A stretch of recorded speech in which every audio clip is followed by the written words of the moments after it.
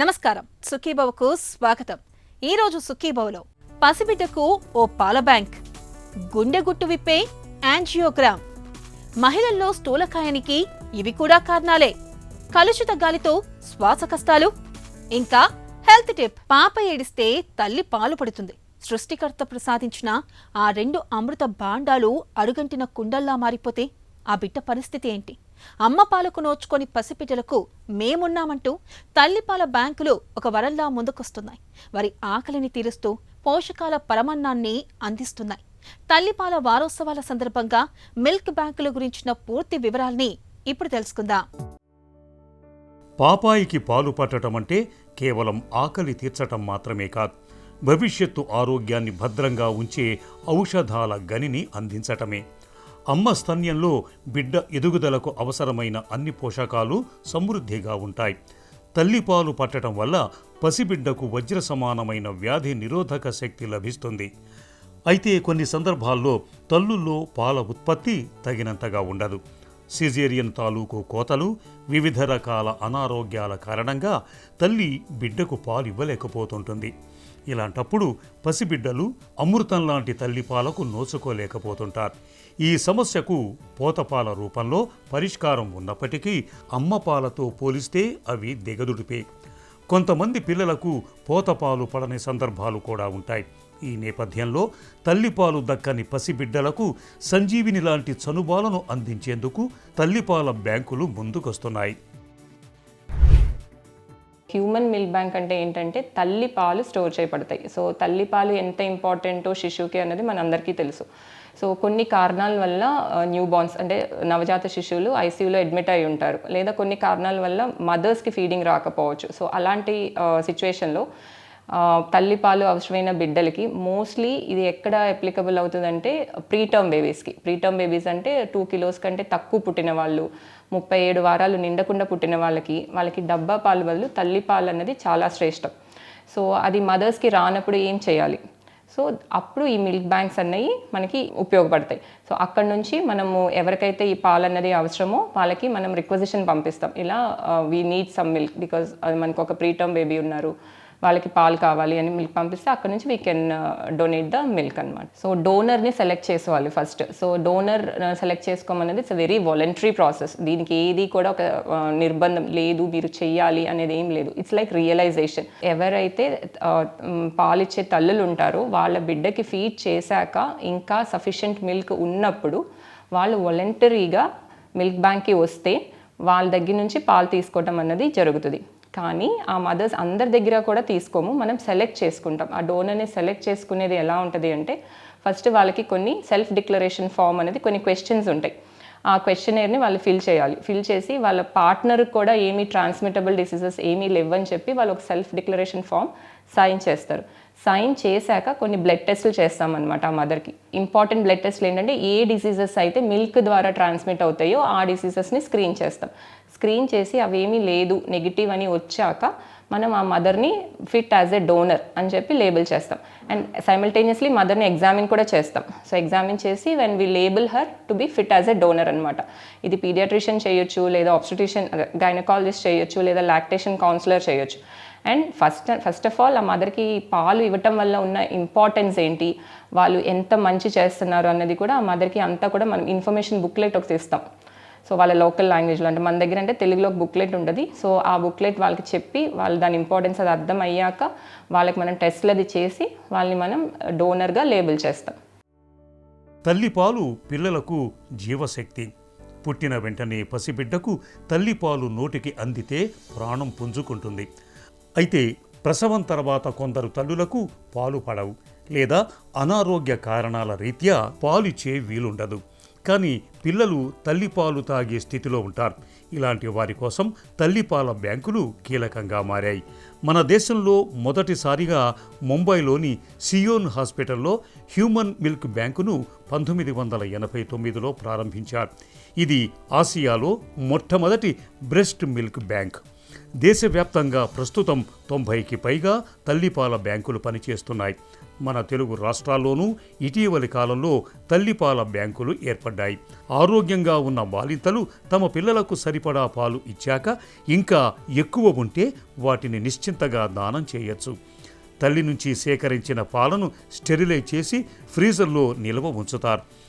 శిశువులకు అవసరమైనప్పుడు ఫ్రీజర్ నుంచి తీసి గది ఉష్ణోగ్రతకు వచ్చాక బిడ్డకు అందిస్తారు. నవజాత శిశువులకు తన పాలను దానం చేసి పరోక్షంగా తన స్తన్యాన్ని అందించింది 36 ఏళ్ల అలీస్ ఓగ్లెట్రీ. ఇప్పటి వరకు ఈమె 2645.58 లీటర్ల పాలను దానం చేసి గిన్నిస్ వరల్డ్ రికార్డులో స్థానాన్ని సంపాదించింది. మిల్క్ ఇవ్వటం వల్ల ఎంతోమంది నవజాత శిశువుల్ని కాపాడుతాం మనం.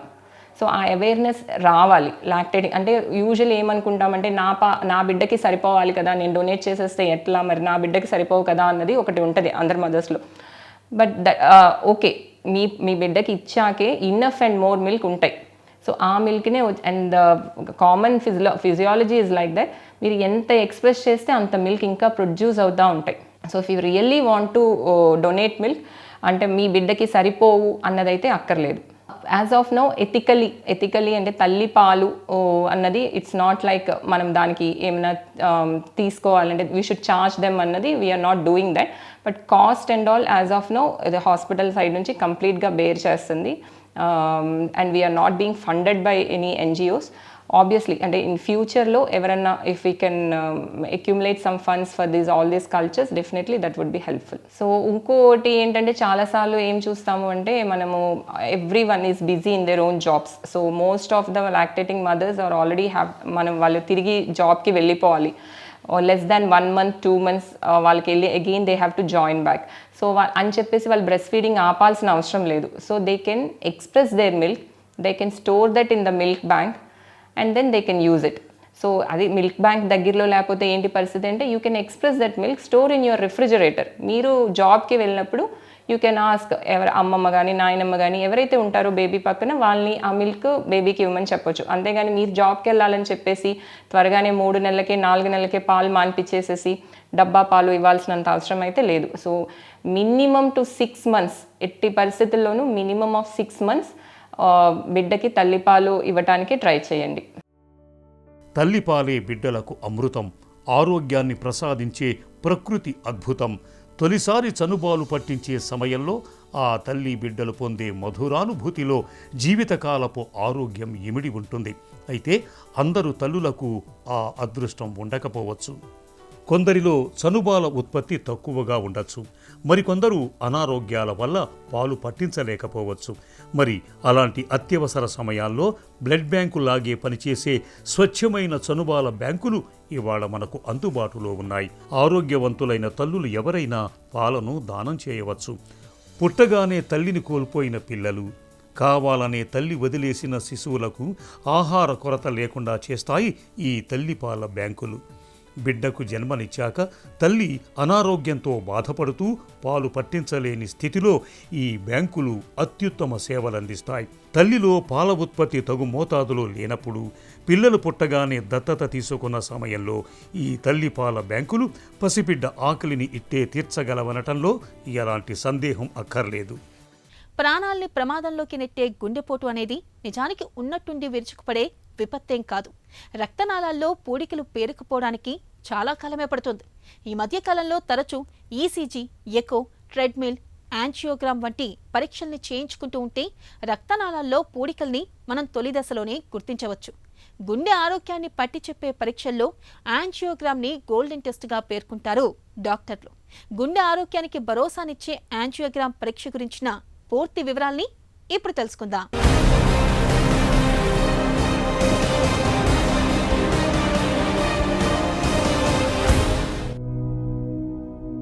గుండెలో ఉండే రక్తనాళాల్లో పూడికలొచ్చి గుండె కండరానికి రక్త సరఫరా నిలిచిపోవడం ఎవరికైనా జీవితంలో ఎదురయ్యే అతిపెద్ద ఉపద్రవం. ఈ గుండెపోటు ముప్పు నుంచి రక్షించుకునేందుకు తరచుగా ట్రెడ్మిల్, ఎకో, ECG, యాంజియోగ్రామ్ వంటి పరీక్షల్ని తరచుగా చేయించుకుంటూ ఉండాలి. గుండెకు సంబంధించిన ప్రాథమిక పరీక్షల్లో అతి ముఖ్యమైంది యాంజియోగ్రామ్. యాంజియోగ్రామ్లో మళ్లీ సంప్రదాయ యాంజియో, సిటీ యాంజియో అని 2 రకాలున్నాయి. యాంజియోగ్రామ్లో పేషెంట్ని క్యాథ్‌ల్యాబ్‌కు తీసుకువెళ్లి కాలి దగ్గర లేదా మణికట్టు దగ్గర ఉండే రక్తనాళం ద్వారా గుండెలోని కరోనరీ ధమనుల్లోకి సన్నటి గొట్టం పంపి దాని ద్వారా అయోడిన్ రంగుద్రావం విడుదల చేస్తూ అదే సమయంలో వరుసగా ఎక్స్రేలు తీస్తూ రక్తనాళం లోపల ప్రవాహం ఎలా ఉంది, అవరోధాలు పూడికలున్నాయా అన్నది గుర్తిస్తారు. ఇక సిటీ యాంజియోగ్రామ్ పరీక్షలో అయోడిన్ రంగు పదార్థాన్ని ఇంజెక్షన్ చేసి కొద్ది నిమిషాల తర్వాత గుండెకు సిటీ స్కాన్ చేస్తారు. పరీక్ష 2 నిమిషాల్లో పూర్తయిపోతుంది. ఆస్పత్రిలో చేరటం వంటి బాదరబందీలేమీ ఉండవు. ఇప్పుడిప్పుడే ఏర్పడుతున్న పూడికలను కూడా సిటీ యాంజియోగ్రామ్ సాయంతో ఖచ్చితంగా గుర్తించవచ్చు. ఇటీవల కాలంలో పూడికల స్వభావం, రక్త పీడనాల్ని తెలుసుకోవడానికి వీలుగా యాంజియోగ్రామ్ చేయటానికి గుండెలోకి పంపించే గొట్టానికి చివర్లో చిన్న కెమెరా ఉండే coronary angioscopy, optical coherence tomography, Doppler flow wire, intravascular ultrasound వంటి అధునాతన పరికరాల్ని కూడా వాడుతున్నారు. రక్తనాళాల్లో పూడికలున్నాయని నిర్ధారణ అయిన తరువాత పూడికల తీవ్రతను బట్టి స్టెంట్ అమర్చడం లేదా బైపాస్ చేయడం ద్వారా రక్త ప్రసారాన్ని చక్కదిద్దుతారు. 75 ఏళ్లు పైబడిన వారికి చాలా వరకు మందులతో చికిత్స చేస్తారు. బరువు నేడు మహిళలకు గుదిబండగా మారుతుంది. కదలికలు లేని బద్ధకపు జీవనశైలి, తగినంత శారీరక శ్రమ లేకపోవడం, హార్మోన్ల లోపాలు ఇవన్నీ అతివలకు నేడు స్థూలకాయాన్ని శాపంగా అంటగడుతున్నాయి. అయితే నిత్యం మనం ఆచరించే భోజన పద్ధతులు, దినచర్యలు కూడా మన ఆరోగ్యాన్ని, శరీర బరువును ప్రభావితం చేస్తున్నట్లు Indian council of medical research centre తాజా అధ్యయనంలో తేలింది. ఇక ఈ అధ్యయనంలోని ఊబకాయ పరిష్కార మార్గాలను కూడా ICMR సూచించింది. ఆ వివరాలను ఇప్పుడు తెలుసుకుందాం.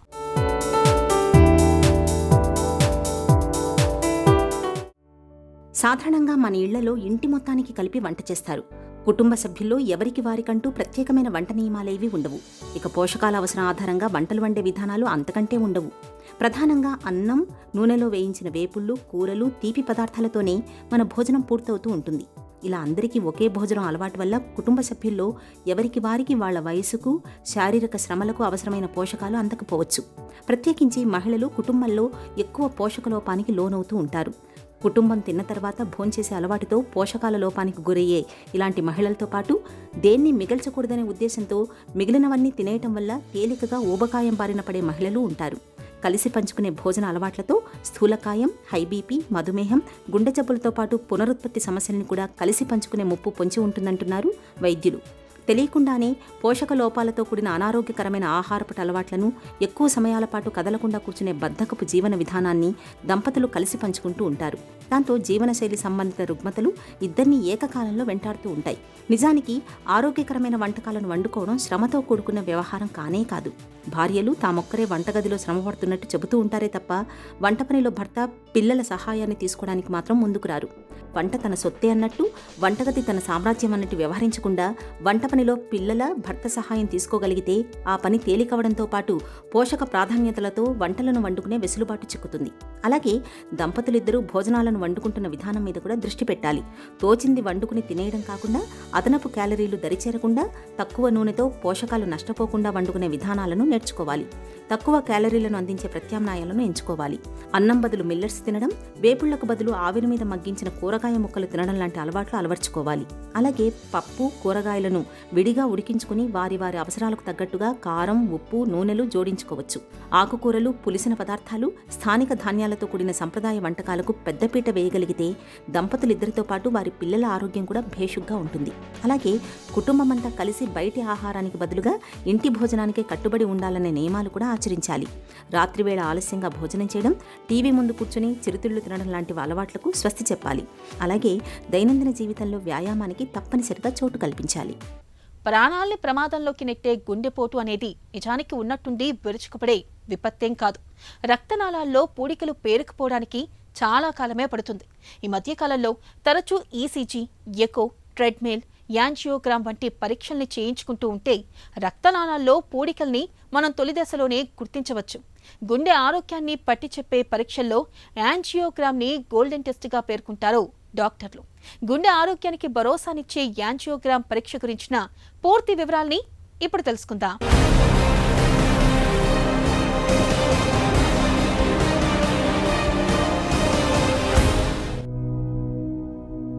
గుండెలో ఉండే రక్తనాళాల్లో పూడికలొచ్చి గుండె కండరానికి రక్త సరఫరా నిలిచిపోవడం ఎవరికైనా జీవితంలో ఎదురయ్యే అతిపెద్ద ఉపద్రవం. ఈ గుండెపోటు ముప్పు నుంచి రక్షించుకునేందుకు తరచుగా ట్రెడ్మిల్, ఎకో, ఈసీజీ, యాంజియోగ్రామ్ వంటి పరీక్షల్ని తరచుగా చేయించుకుంటూ ఉండాలి. గుండెకు సంబంధించిన ప్రాథమిక పరీక్షల్లో అతి ముఖ్యమైంది యాంజియోగ్రామ్. యాంజియోగ్రామ్లో మళ్లీ సంప్రదాయ యాంజియో, సిటీ యాంజియో అని 2 రకాలున్నాయి.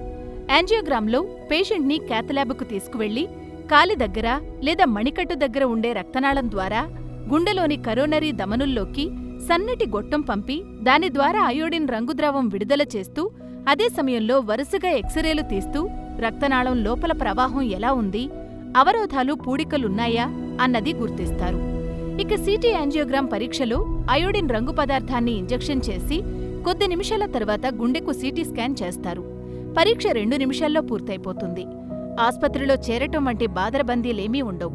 ఇప్పుడిప్పుడే ఏర్పడుతున్న పూడికలను కూడా సిటీ యాంజియోగ్రామ్ సాయంతో ఖచ్చితంగా గుర్తించవచ్చు. ఇటీవల కాలంలో పూడికల స్వభావం, రక్త పీడనాల్ని తెలుసుకోవడానికి వీలుగా యాంజియోగ్రామ్ చేయటానికి గుండెలోకి పంపించే గొట్టానికి చివర్లో చిన్న కెమెరా ఉండే coronary angioscopy, optical coherence tomography, Doppler flow wire, intravascular ultrasound వంటి అధునాతన పరికరాల్ని కూడా వాడుతున్నారు.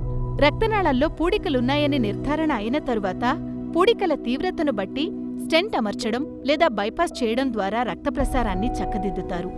75 ఏళ్లు పైబడిన వారికి చాలా వరకు మందులతో చికిత్స చేస్తారు.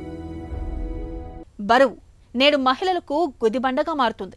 కదలికలు లేని బద్ధకపు జీవనశైలి, తగినంత శారీరక శ్రమ లేకపోవడం, హార్మోన్ల లోపాలు ఇవన్నీ అతివలకు నేడు స్థూలకాయాన్ని శాపంగా అంటగడుతున్నాయి. అయితే నిత్యం మనం ఆచరించే భోజన పద్ధతులు, దినచర్యలు కూడా మన ఆరోగ్యాన్ని, శరీర బరువును ప్రభావితం చేస్తున్నట్లు Indian council of medical research centre తాజా అధ్యయనంలో తేలింది. ఇక ఈ అధ్యయనంలోని ఊబకాయ పరిష్కార మార్గాలను కూడా ఐసీఎంఆర్ సూచించింది. ఆ వివరాలను ఇప్పుడు తెలుసుకుందాం.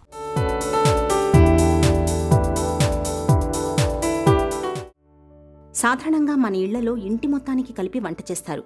కుటుంబ సభ్యుల్లో ఎవరికి వారికంటూ ప్రత్యేకమైన వంట నియమాలేవీ ఉండవు. ఇక పోషకాల అవసరం ఆధారంగా వంటలు వండే విధానాలు అంతకంటే ఉండవు. ప్రధానంగా అన్నం, నూనెలో వేయించిన వేపుళ్ళు, కూరలు, తీపి పదార్థాలతోనే మన భోజనం పూర్తవుతూ ఉంటుంది.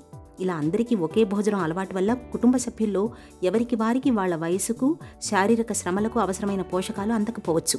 ప్రత్యేకించి మహిళలు కుటుంబంలో ఎక్కువ పోషకలోపానికి లోనవుతూ ఉంటారు. కుటుంబం తిన్న తర్వాత భోంచేసే అలవాటుతో పోషకాల లోపానికి గురయ్యే ఇలాంటి మహిళలతో పాటు దేన్ని మిగల్చకూడదనే ఉద్దేశంతో మిగిలినవన్నీ తినేయటం వల్ల తేలికగా ఊబకాయం బారిన పడే మహిళలు ఉంటారు.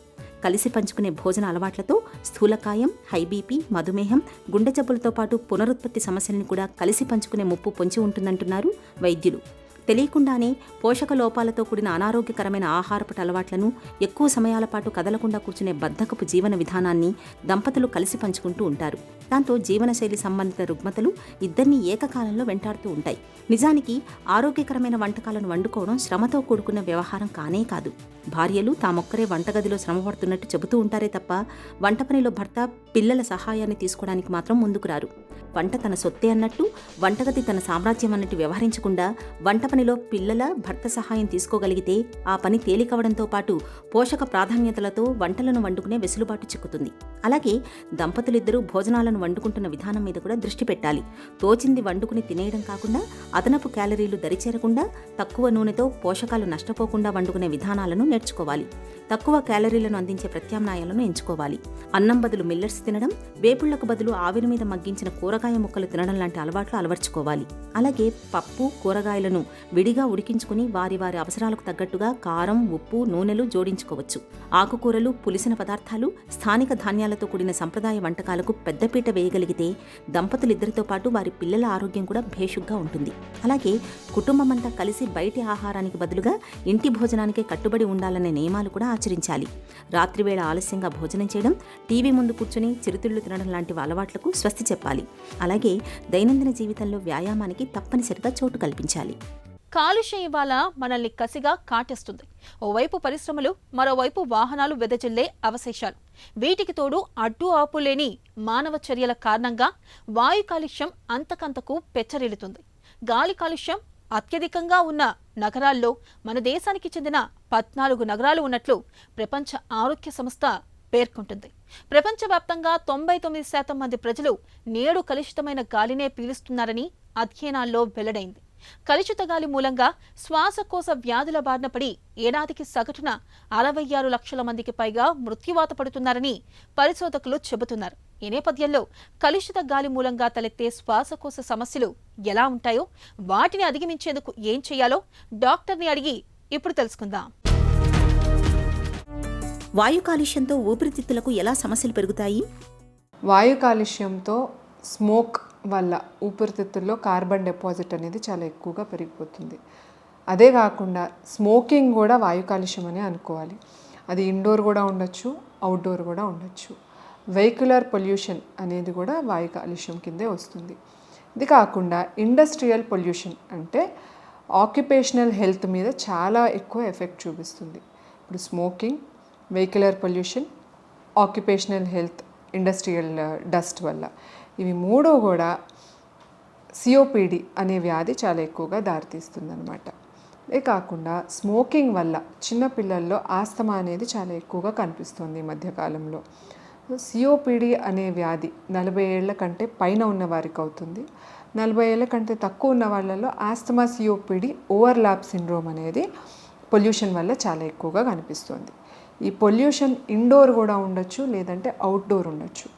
ఇండోర్ ఉన్నప్పుడు మనకి ఇంట్లోపల ఉన్న పెస్టిసైడ్స్ అంటే mosquito repellents, paint smells, kerosene smell, gas, ఇవన్నీ కూడా ఇండోర్ ఎయిర్ పొల్యూషన్ కిందకు వస్తుంది. కాక్రోచెస్ ఏవైతే ఉంటాయో ఇంట్లో అవి కూడా ఎలర్జీ కాజ్ చేసి ఆస్తమా కిందకి దారితీయచ్చు. మన వాల్స్ మీద ఉన్న మాస్ అంటే ఫంగల్ ఇన్ఫెక్షన్స్, ఇది కూడా ఆస్తమా లాగానే కనిపిస్తుంది. సో ఇండోర్ ఎయిర్ పొల్యూషన్, ఈ వాయు కాలుష్యం వల్ల ఆస్తమా అనేది ఎక్కువగా ఇండోర్ ఎయిర్ పొల్యూషన్తో కనిపిస్తూ ఉంటుంది. అదే outdoor air pollution vehicular dust, industrial dust లేదా స్మోకింగ్, దీనివల్ల COPD chronic obstructive pulmonary disease ఇది కనిపించినప్పుడు దగ్గుతో పాటు కళ్ళ రావటము, ఆయాసం రావటము, క్రమేణా వెయిట్ లాస్ అవ్వటము, ఇదే కాకుండా ఆక్సిజన్ లెవెల్స్ బ్లడ్లో పడిపోయినట్టయితే సిఓపిడి వ్యాధి ఉన్నట్టు మనం తెలుసుకోవాలి. వాయు కాలుష్యంతో శ్వాస వ్యవస్థలో తలెత్తే సమస్యలేంటి? పిల్లల్లో శ్వాసకోశ సమస్యలు పెరగటానికి ఎక్కువగా వాయు కాలుష్యమే రీజన్ అవుతుంది. వాయు కాలుష్యం ఇంటి లోపల అంటే స్మోకింగ్ వలన, పేరెంటల్ స్మోకింగ్ అనేది చాలా పెద్ద రిస్క్ ఫ్యాక్టర్ చైల్డ్హుడ్ ఆస్తమాకి. సో ఫస్ట్ పిల్లల్లో ఆస్తమా కనిపించిందంటే మా దగ్గరికి రాగానే మేము అడిగేది పేరెంట్స్లో ఎవరన్నా స్మోకింగ్ చేస్తున్నారా, చైల్డ్ స్మోక్కి ఏమైనా ఎక్స్పోజ్ అవుతున్నారా. స్మోకింగ్ ఆపంగానే ఇంట్లో పిల్లల ఆస్తమా సిమ్టమ్స్ చాలా వరకు కంట్రోల్ అయిపోతున్నాయి. ఇదే కాకుండా ఆటోల్లో, రిక్షాల్లో, బస్సుల్లో స్కూల్కి వెళ్ళే పిల్లలకి వెహికులర్ పొల్యూషన్ అనేది బాగా ఎక్స్పోజ్ అవుతూ ఉంటుంది. ఈ వెహికులర్ పొల్యూషన్కి ఎక్కువగా ఎక్స్పోజ్ అయిన పిల్లలు ఆస్తమాతో మా వద్దకు రావటం జరుగుతుంది. ఈ రెండూ కాకుండా ఈ మధ్యకాలంలో పేషెంట్స్లో చూసేది ఏంటంటే 8th, 9th, 10th క్లాస్ పిల్లలు స్మోకింగ్ కూడా చేస్తున్నట్టు అనిపిస్తుంది. వారి స్మోకింగ్ వల్ల వారికే ఆస్తమా సిమ్టమ్స్ రావటము, హాస్పిటల్ అడ్మిషన్ అవ్వటము, అప్పుడప్పుడు నిమోనియాతో ఆస్తమా పేషెంట్స్ రావటం జరుగుతుంది. ఇవన్నీ కూడా పొల్యూషన్ వల్ల లేదంటే స్మోకింగ్ వల్ల జరుగుతుంది.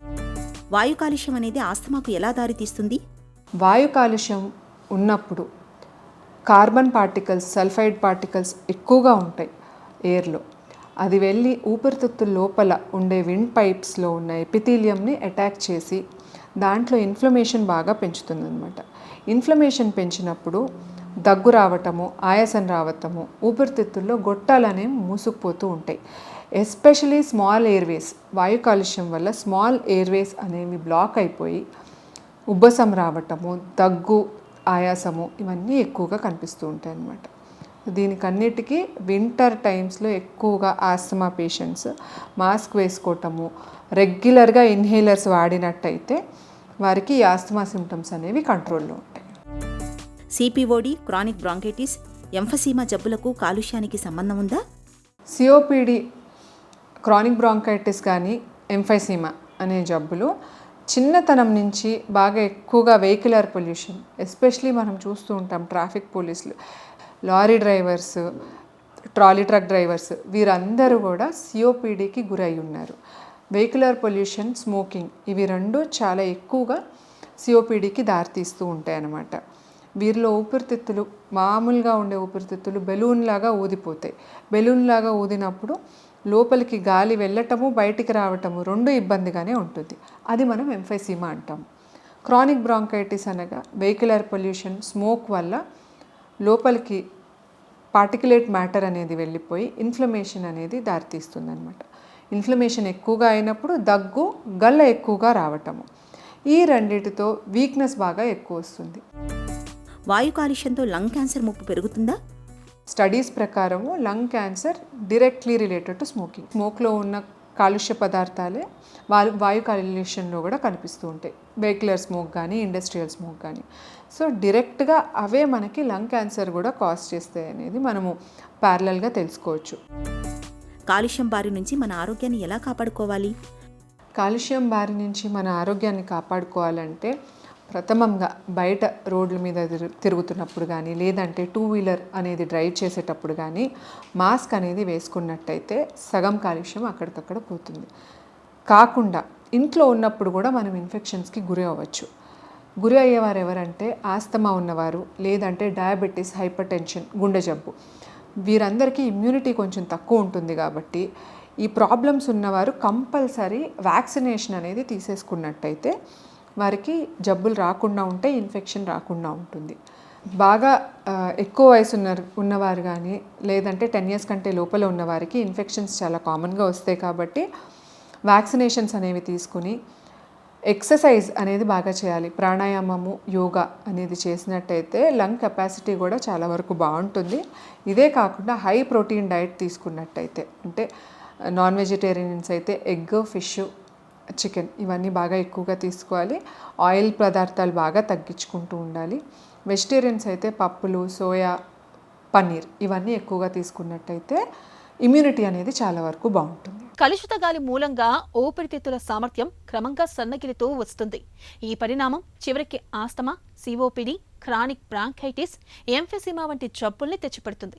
ఈ నేపథ్యంలో వాతావరణం కలుషితం కాకుండా చూసుకోవడం మనందరి బాధ్యత. ఇక ఈ రోజు కార్యక్రమాన్ని ముగించే ముందు ఒక చిన్న చిట్కా మీకోసం.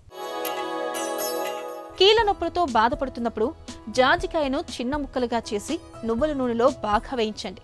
ఆపై నూనెను చల్లార్చి కీళ్లపైన నిత్యం కాపడం పెడుతూ ఉంటే నొప్పుల నుంచి మంచి ఉపశమనం దొరుకుతుంది.